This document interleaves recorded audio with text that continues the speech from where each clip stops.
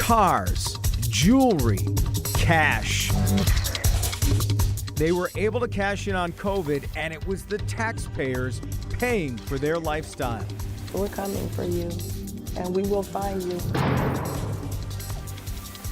Yeah, right now there are dozens of active cases open in the Detroit FBI office focusing on people who defrauded the government over pandemic money. Now, for some, it was filing fake claims. For example, the Paycheck Protection Program was supposed to help those small businesses keep workers on the payroll during the pandemic. Well, the program worked for many, but as you'll see, it really was abused.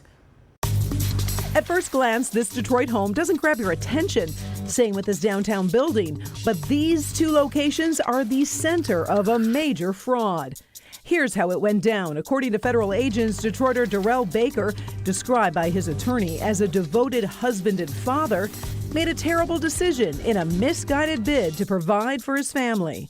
The feds say Baker treated the Paycheck Protection Program kind of like a personal piggy bank. He created his own fake business by the name of Motor City Solar Energy.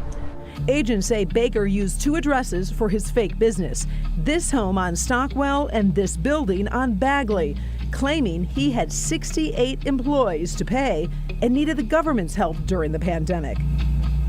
His fake application was approved, and he was able to obtain a $590,000 PPP loan on behalf of Motor City Solar Energy.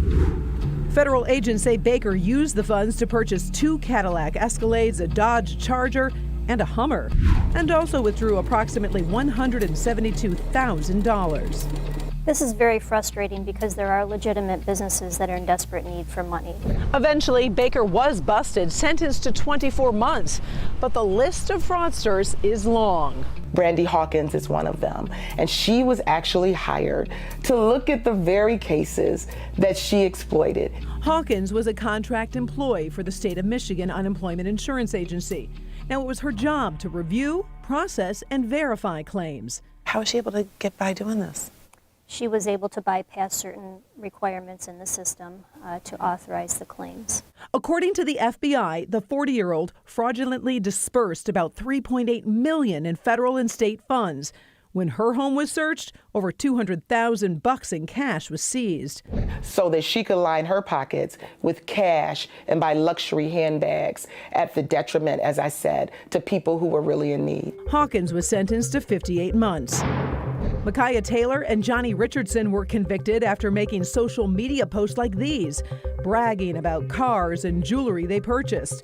The feds say the two teamed up with Hawkins, resulting in at least $683,000 being fraudulently dispersed.